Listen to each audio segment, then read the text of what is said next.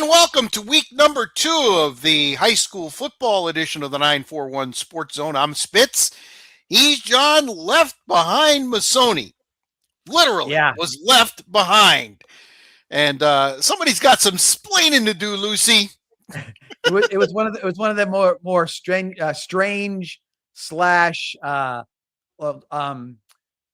angst-ridden mornings I've had in a while. But when it was all said and done, maybe I got lucky. And not that I wouldn't have loved to gone, but it was just turned out that didn't work out that way. So, and we'll talk a little more about it as we get into it to the games.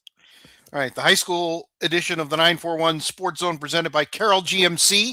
Sales, selection, experience what a car buying should be. Who can make you drive with a smile? Well, our good buddy Monty can and Carol can on the beautiful island of Venice. Week number 1 officially of the high school football season. A couple of teams are already 2 weeks in. Those that play in the SSAA. But our game of the week, as we called it last week, Lakewood Ranch went on the road to Parish Community.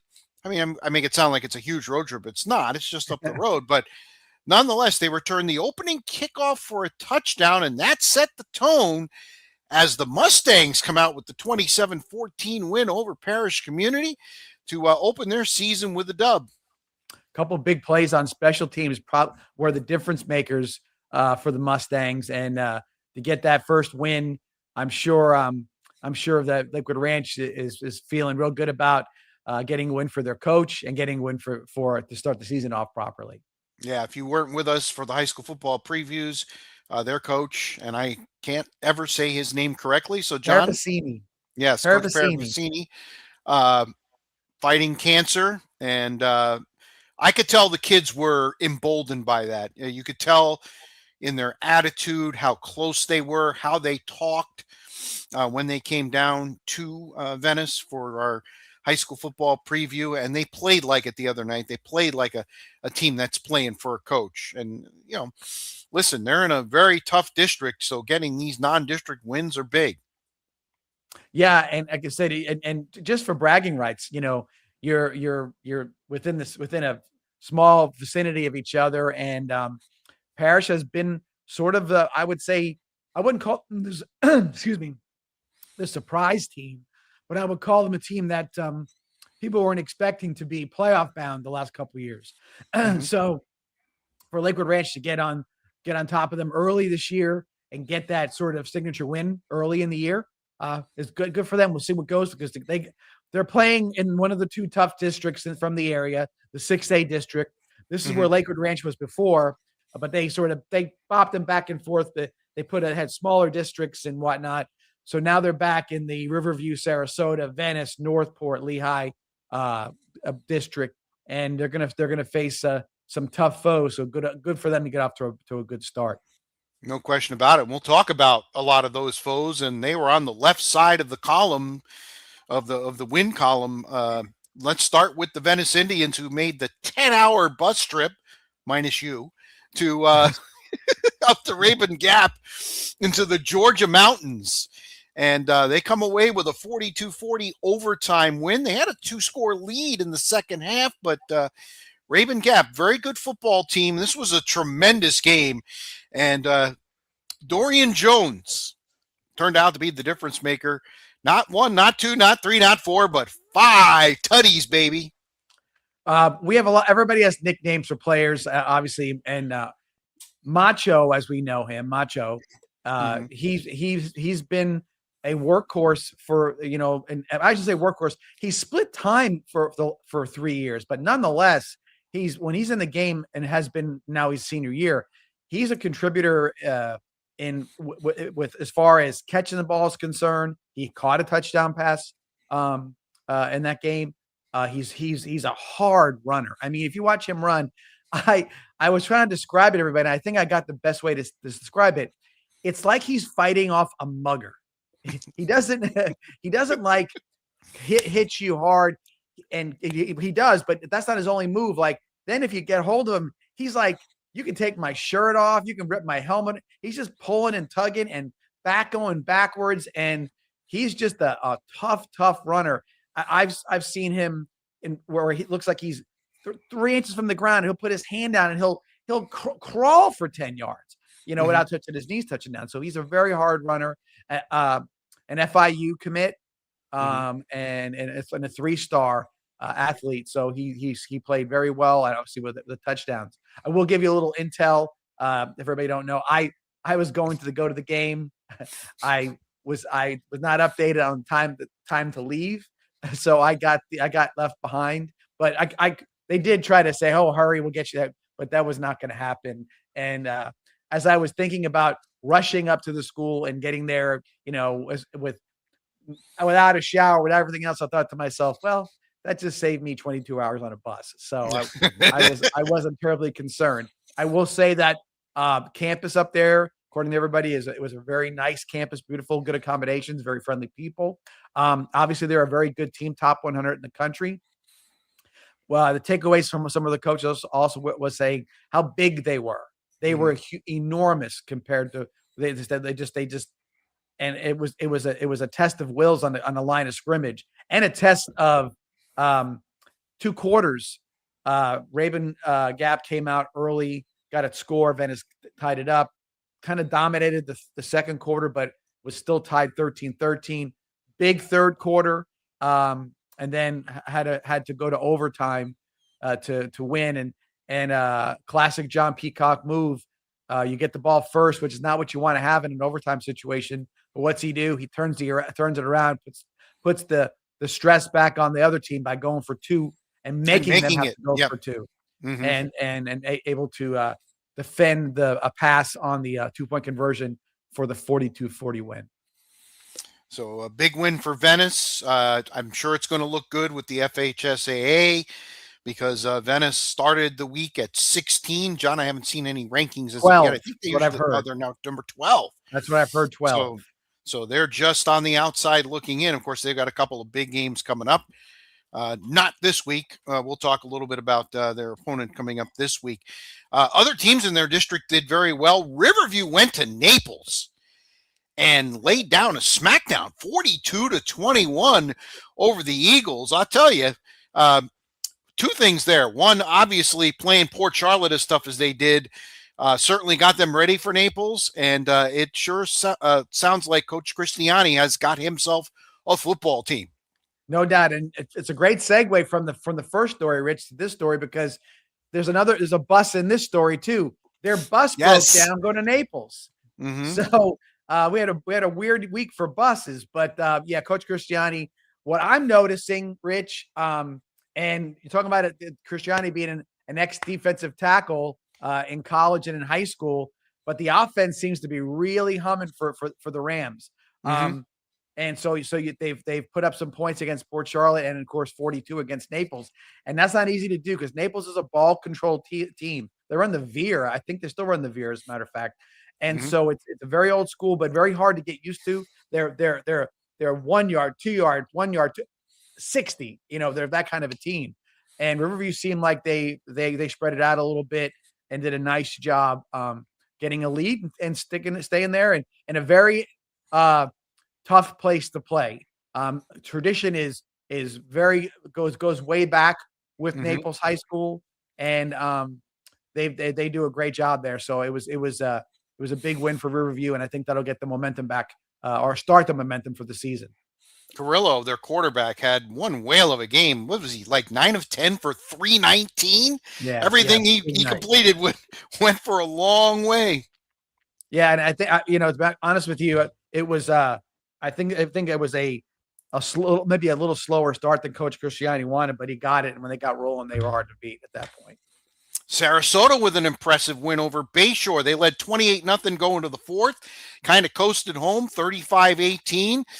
Sailors looking good. They won their kickoff classic game against Hillsborough and follow it up with a nice win over a playoff team from a year ago. Yeah, and we talk about the schools that have all these their 3-4-star, 4-star quarterbacks. Sarasota being one of them. I don't know how long he's going to be a 3-star athlete. To be honest with you, Rich. No. I think it's coming soon where he's going to be a 4-star guy. And his size at that 6'5", 190.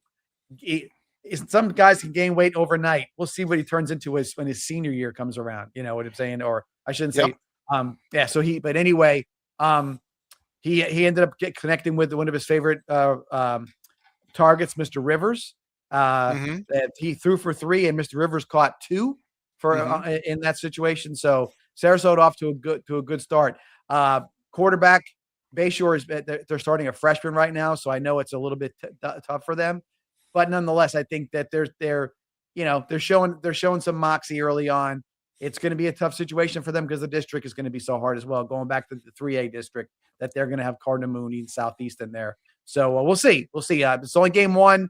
One of the better opponents they're going to face all year. It was Sarasota, and Sarasota proved out to be the team we expect them to be this year. Absolutely. And good on Bayshore for not, 28-0 going to the 4th. You could just kind of start the bus, lay down, maybe gets to 35 and you start a running clock. Instead, they fought hard. Got 18 points in the 4th quarter to make it respectable. And the coach certainly has something to build on there at Bayshore. Speaking of building, Logan Flaherty is building a resume. And it's not throwing the ball. I mean, he had a nice night throwing the ball, no question about it. But 4 more running touchdowns. He's got 8 rushing touchdowns if you count the Kickoff Classic. 63-26 over Cape Coral. They've got a couple of things that they're working on that they need to work on. One is they had a kickoff return against them for a touchdown, and I believe there was another special teams gaffe, but 9 touchdowns on offense. Port Charlotte is a rolling. And, I'm going to stay on the Port Charlotte train because it just pulled out of the station at this point. And, with Flaherty being the weapon that he is, the dual threat guy, man, that's tough to defend when you've got a guy who can run around, make plays with his feet, and then he's got a 4-star receiver to throw to when he comes back off the IR. Right. And then a running back who is, just built like what. He's a tough looking athlete. 4 tutties for him too. Yeah.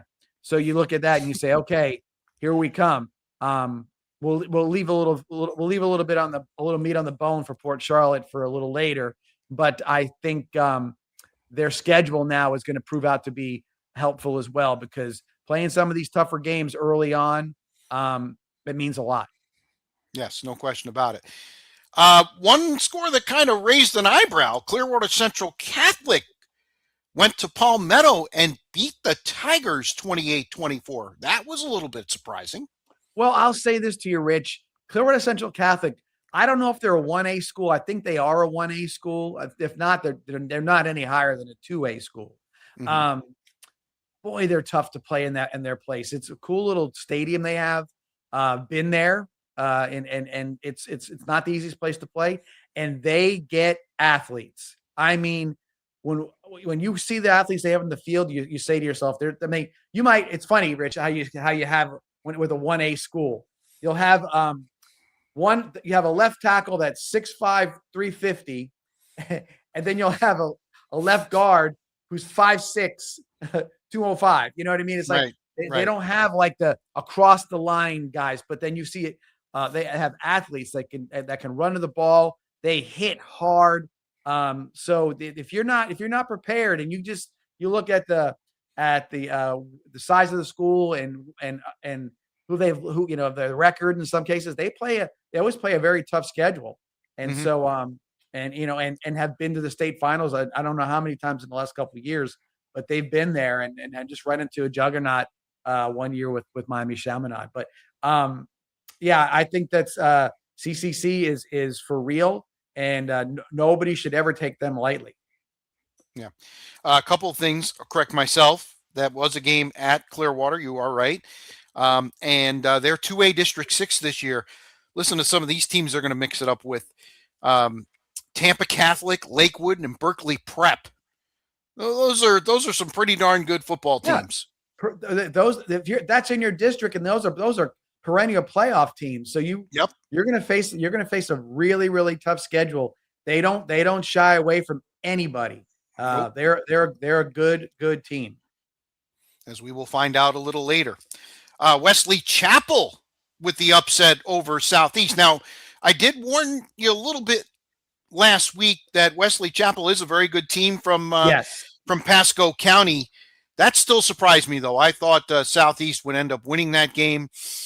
Kurt Bradley's got to be a little bit disappointed, but if knowing Kurt, he'll take the positive look at that. Yeah, I think we both feel like that Southeast, after last year's 8-2 team and then not making the playoffs, I think we kind of felt like they had maybe would have a chip on their shoulder. I know one thing, Rich. They're working in a new quarterback. You've got to kind of work him in, get him used to the system. Although he put up some decent stats in the game, and so it's Sumner, Mason Sumner. I am correct with that. So I think you're going to see.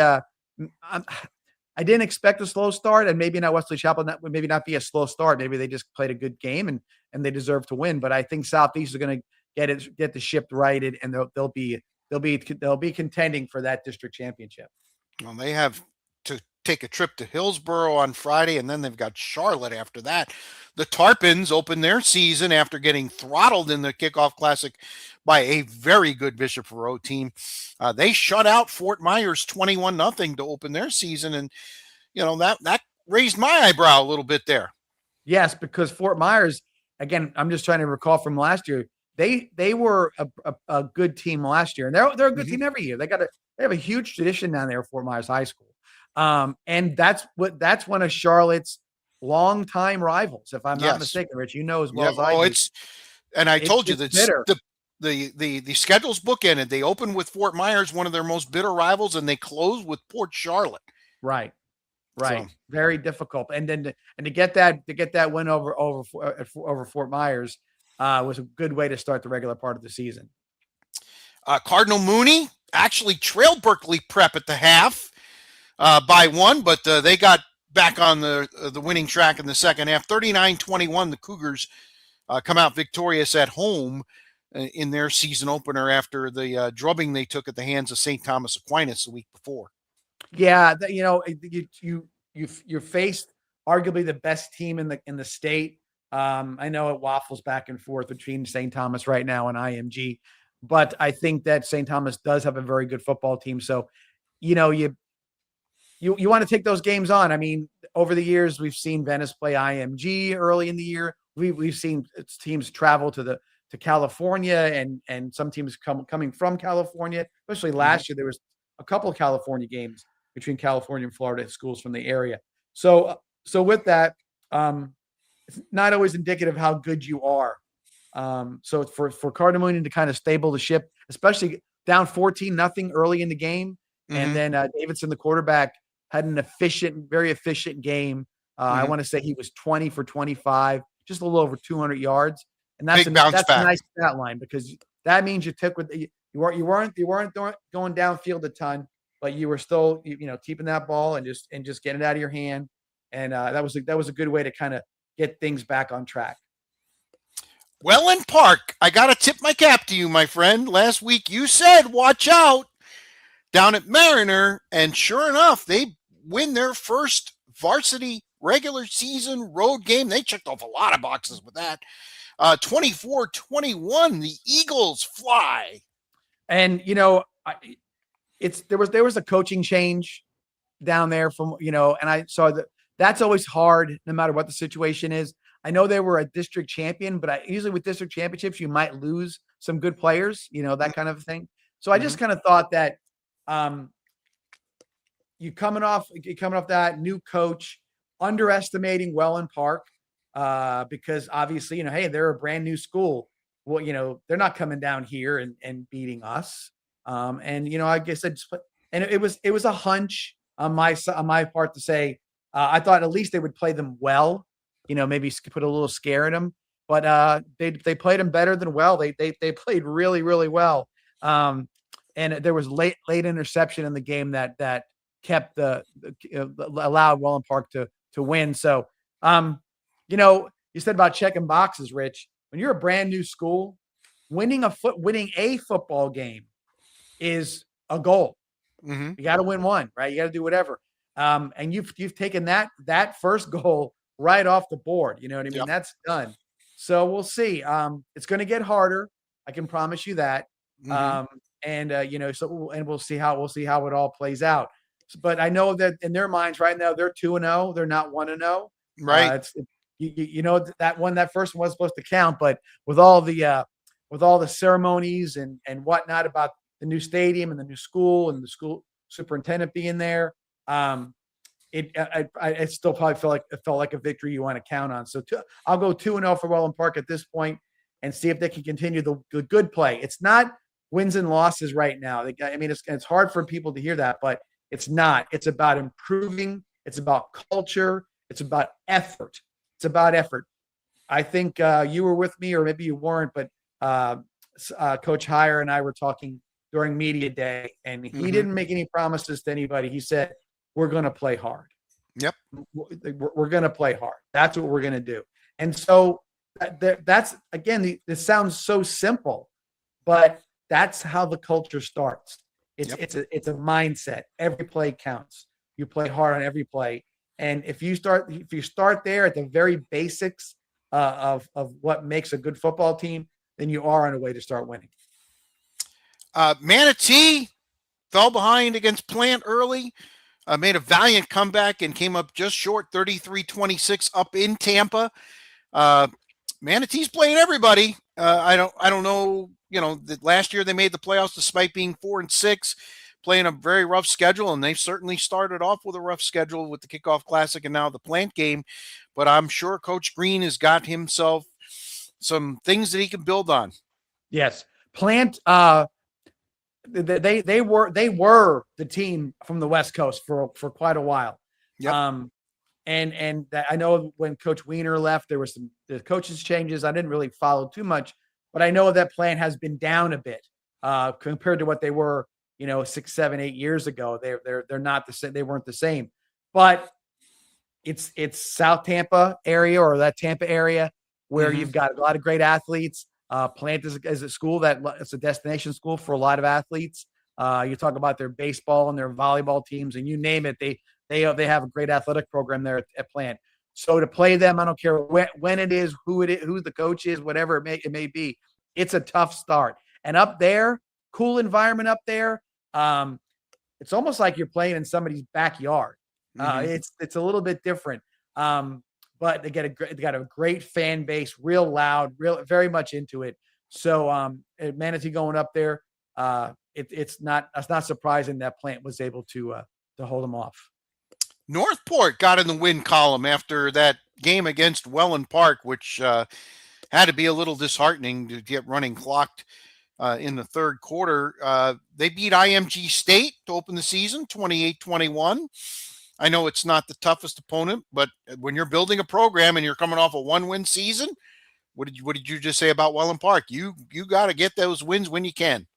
And look, like you said, so would you think that Welland Park was a better team than an IMG State team would be?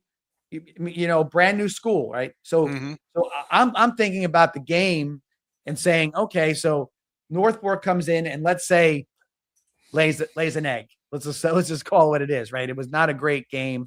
No. Welland Park got momentum, the whatever, and they beat him and legitimately beat him. Northport, it's a good job by Coach Gales to go back out there and say, hey, you know what? We lost to the guy down the road. That's a bitter pill. So it's a kickoff classic. We got a next game coming up, and Mhm. going out there with anything with the IMG label on it, you better be ready to go. And they did, and they won the game. So hats off to coming back from a tough loss, Mhm. one that's got to hurt you right in the gut, and coming back and winning the game. Braden River, nice win over Pasco. Another decent team. The Pirates coming off a subpar season. That's a nice first win, 34-7. No doubt. Again, another new coach. He putting together a first game win. We're talking about a couple of them now, and give him a lot of credit for being able to gather everybody up and put together a heck of a football game. All right, a couple of the SSAA schools in action. Lemon Bay gets in the win column, beating Lake Placid 35-22. After 2 weeks in the Heartland Conference, there's only one unbeaten team. Everybody's 1-1 except for one team that's 0-2, and Hardee is 2-0. They took it on the chin from Hardee last week. About nice bounce back for Coach Mensing and the Manta Rays over Lake Placid. Well, it's like a like your family Thanksgiving dinner. Everybody at the table, but maybe you're having it at a different venue. But it's like they know each other. This is going to be a tough. This is one of those ones I wouldn't say you could flip a coin. There'll be a lot of coins flipped, but I think you're going to see some teams. They're going to be some losses that you don't expect, and there're going to be some wins you don't expect, and we'll see how it turns out at the end. But it'll be very exciting for the Manta Ray fan base. Yes. You're playing against teams you recognize, or teams you played over the years, and now legitimately, Rich, based on what we've been talking about with them, now they have a chance to do something in the playoffs. So right. That's kind of a fun deal. You're not rolling down the road and saying, well, we know there's a dead end here somewhere. And it's gonna the roadblock is coming. When is it gonna get here? And now, at least in this case, like they said, this could be a lively playoff season for Lemon Bay. Out of door with a 56-0 win over Babcock Ranch, second-year school. We kind of saw that one week, one-win season, and out of door getting the win. So they're, I think, 2-0 as well in that league. Babcock Ranch, yes, also was had the misfortune of not playing a game the week before, so kind of double jeopardy there. Yeah, it's tough. You're playing one of the better teams in the area with Out of Door Academy from the SSAA. So, yep. Good for them to take on a very tough opponent early on. First year in 11-man football, so you're really anointing yourself with that game.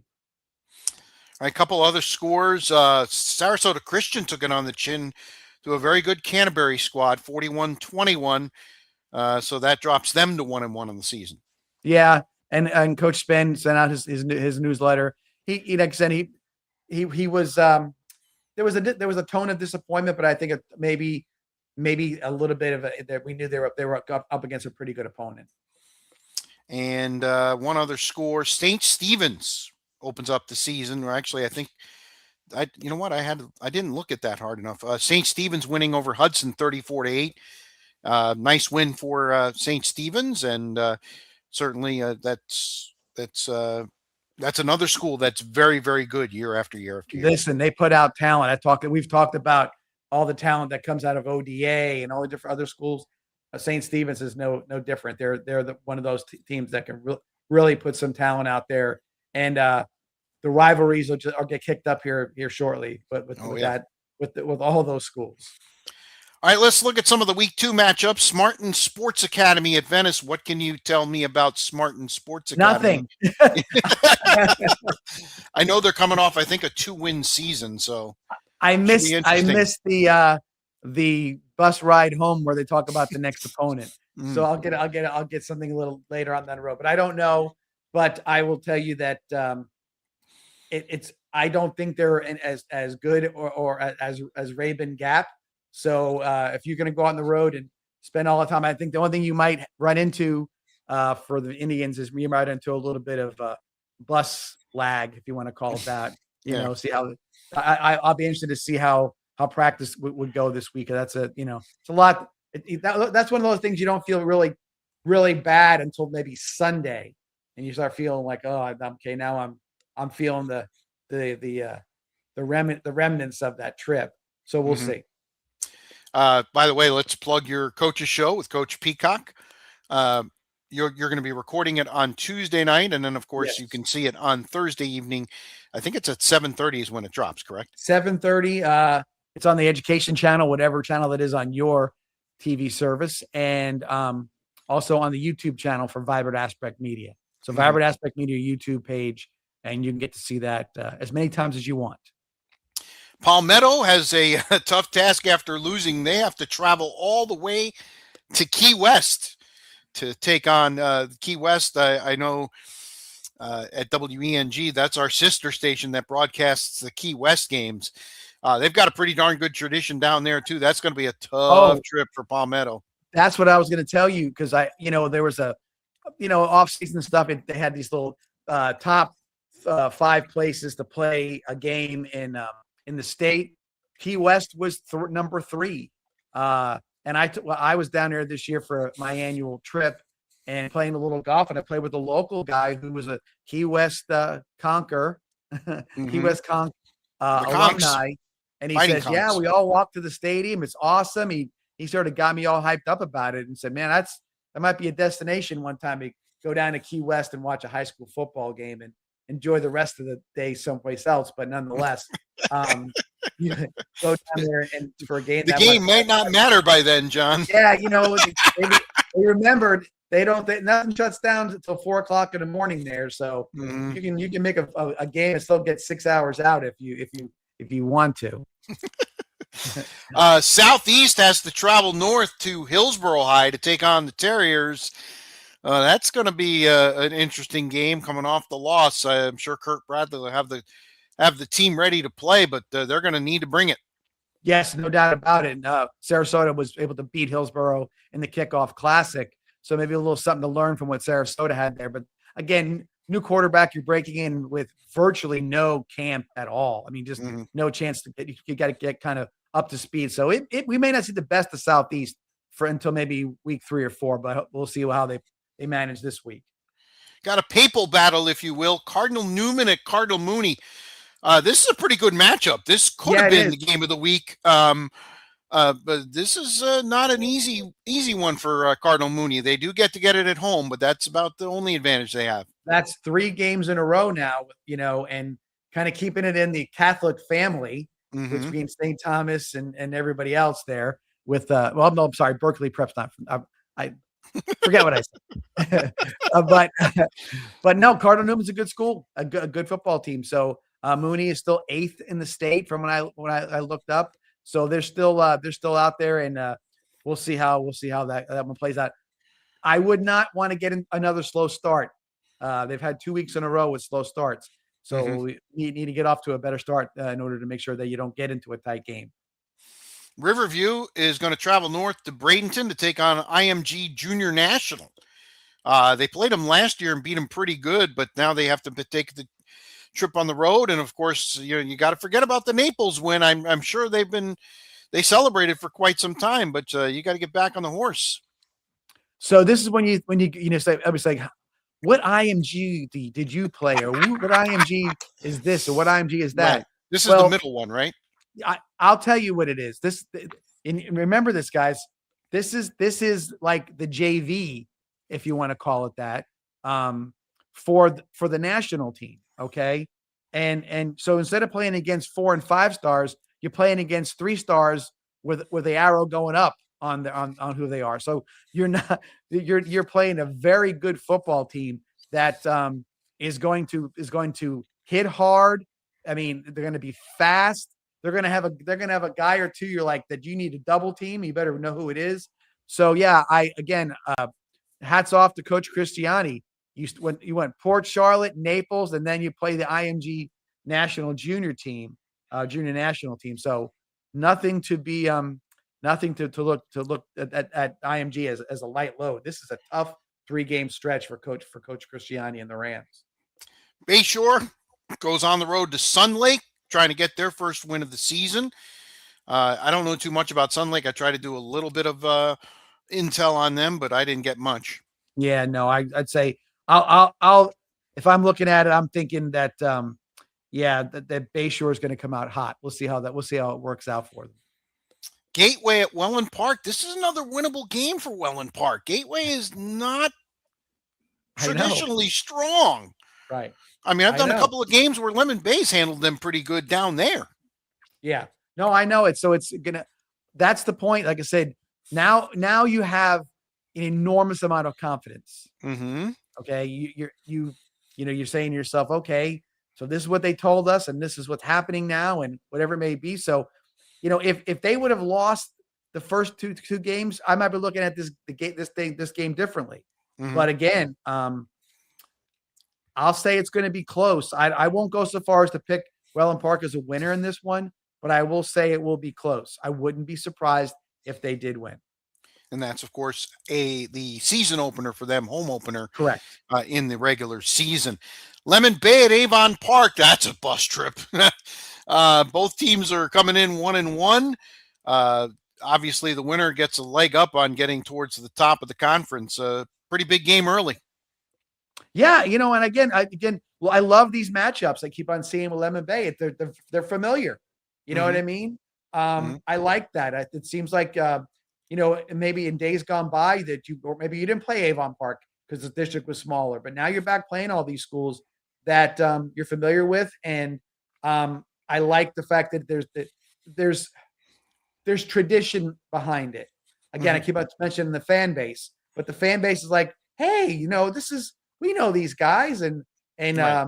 it's kind of a good deal. I think that next year what you're going to see is that once everybody kind of gets reacquainted and they know what the jive, I think it's going to be a super duper competitive conference.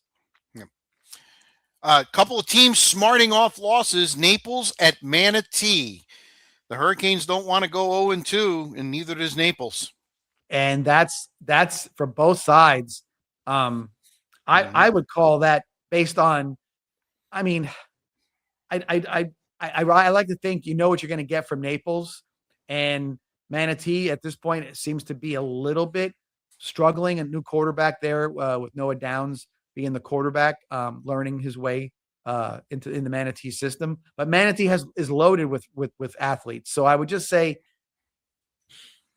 gosh, again, I'm going to say another coin toss on this one because if Naples can play their game, they are hard to beat no matter who you are. And right now, Manatee I would hate to see it, but they could. It could be a situation where Manatee, maybe they get down a little bit and lose a little bit of that energy. So we'll see. But I know Coach Green is probably on red alert right now. He wants to make sure that he gets a win, and they'll put it all out there against Naples. Interesting matchup, coast to coast. Palm Beach Lakes at Sarasota. Sailors have been impressive in their first, well, if you count the Kickoff Classic, first 2 games.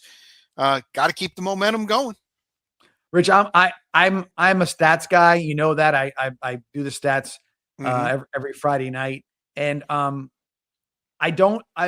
sometimes stats can be misleading because you say, oh, he threw for 300 and he did this and did that, but it was a loss or whatever it may be. Maybe he ran up some yardage late in the game. You don't really know.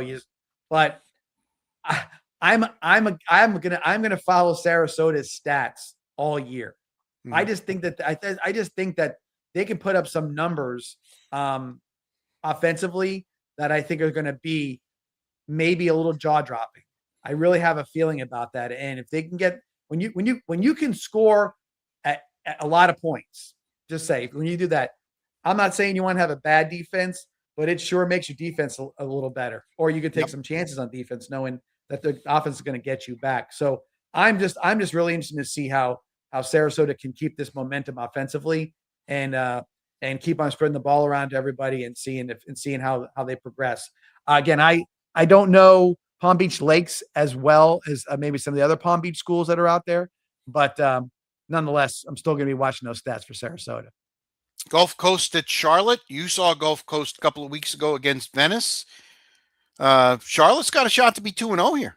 Yes, they do. And I know Gulf Coast. They had guys. There's no doubt about it. Again, coaching change. So it's been it's hard to get everything's cranked up, but they had athletes. So Charlotte can't underestimate this Gulf Coast team. I would think that Charlotte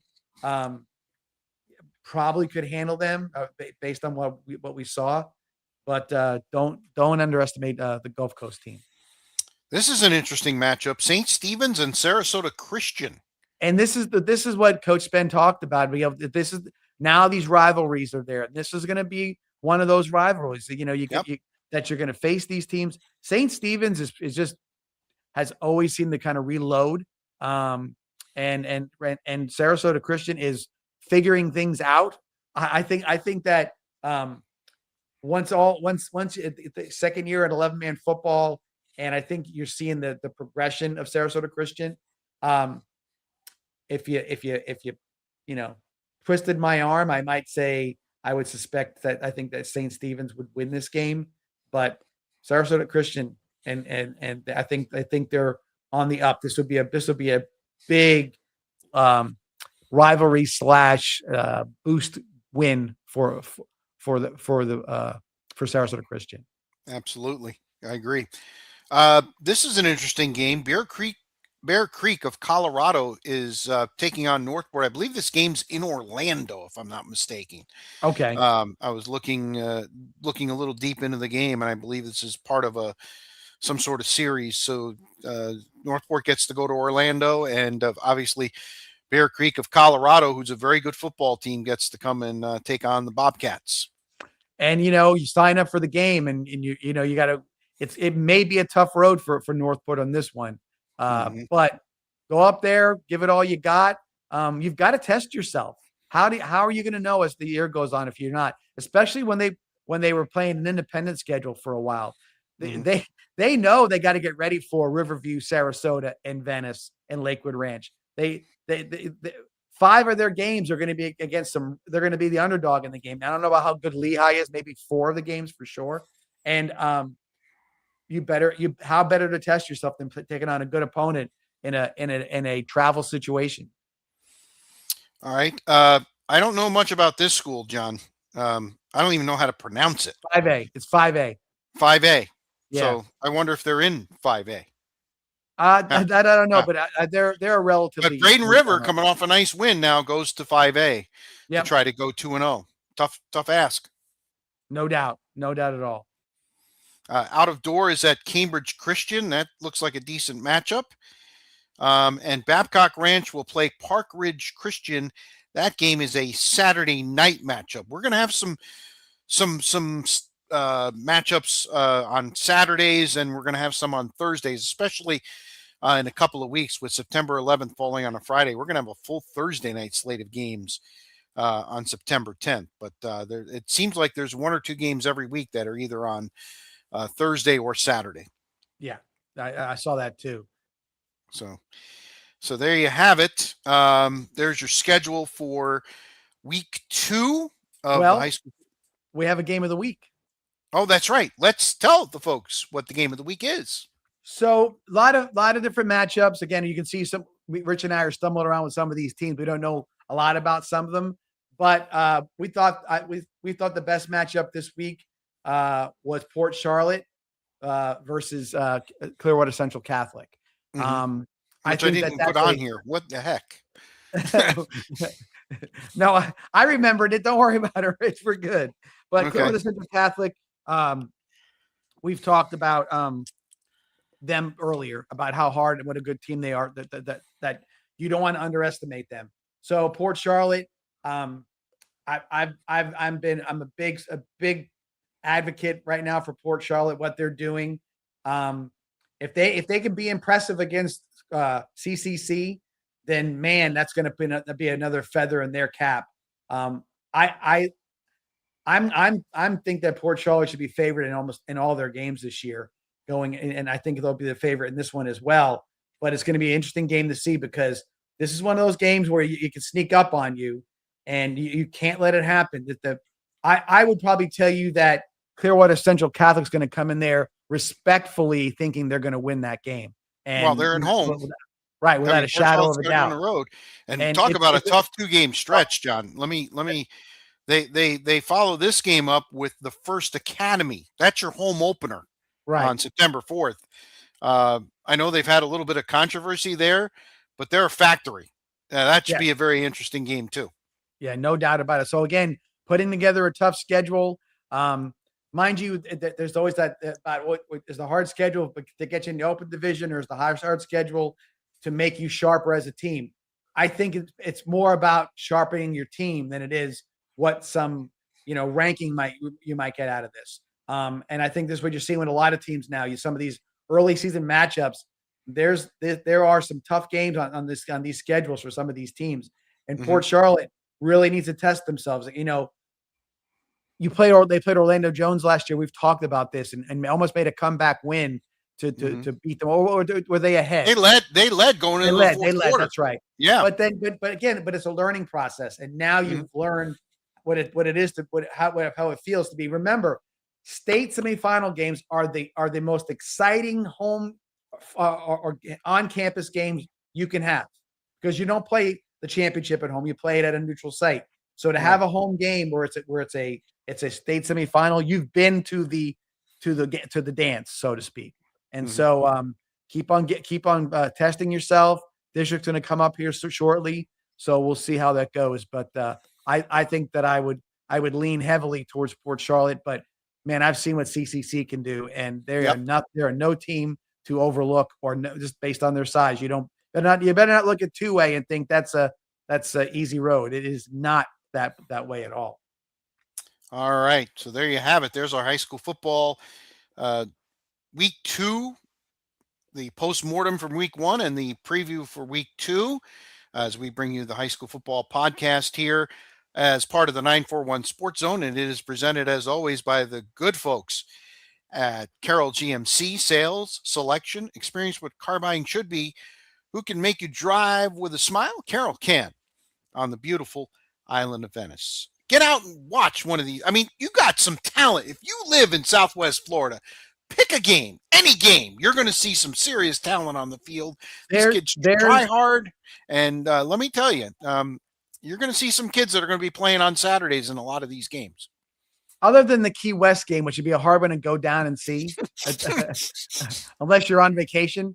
But that'll be a great game too. That's what I'm saying about. But go out. I'm looking at it right now, Rich. There's, I'd say, 5, maybe 6 real good matchups this week where, anybody should walk up and see a great football game. But I'm looking at some of the other games where you've got, I include Lemon Bay and Avon Park in that one, but nonetheless, there's some games out there. And if they're home and it's local, go out and watch the game. It's phenomenal football. It's great. The atmosphere's great. Yep. I work in mobile home parks, and all my customers are from different places, Ohio, you name it, Pennsylvania. And a lot of people are in those states up north are about their football, and there's great football up there. I told them, just go to a game or two down here. Pick a school, go down there, watch the speed, watch the talent that's out there. You'll be impressed. And every time I send somebody to a game and they come back and say, where should I go next? Because you're right. That was some pretty impressive stuff. Yep. No doubt about it. All right. So we look forward to recapping week 2 next week and previewing week 3. We're getting closer and closer to district action, especially some of those big districts. Some of those September 10th games are going to be district games. So looking forward to that coming up. All right. That'll do it for this edition of the 941 Sports Zone High School Edition number 2. Look for us everywhere you go. Facebook, X, the artist formerly known as Twitter, Instagram. We're everywhere. We're all over. Smash that like button on YouTube, and look for our podcast, which we're about to do. Start season 2, if you will. And Rich, I'll just say this real quick. If somebody's watching this right now, and you know anybody who's a high school fan, I've gotten a lot of good feedback. We had Emma Moon on last week. People are getting, they don't want every last little tidbit of how the game went, but they want to know who's doing well and who's winning. And you get a quick 45-minute update on that. And I've got some people, ex-coaches, current coaches, who are liking the idea that we split this off and put this in its own little segmented podcast. They ran through it and they said it was a good listen or a good watch. So if you like it, tell 3 of your buddies who are high school fans. I'm sure that them. If you're watching us now, you got friends that are high school fans. So go ahead and do that, and I think everybody will enjoy it. All right. Till next Monday when we do it live, or whenever you consume it, wherever you consume it. He's John, left behind Masoni, but he's back and he's happy. I'm Spitz. Until next week. So long, everybody.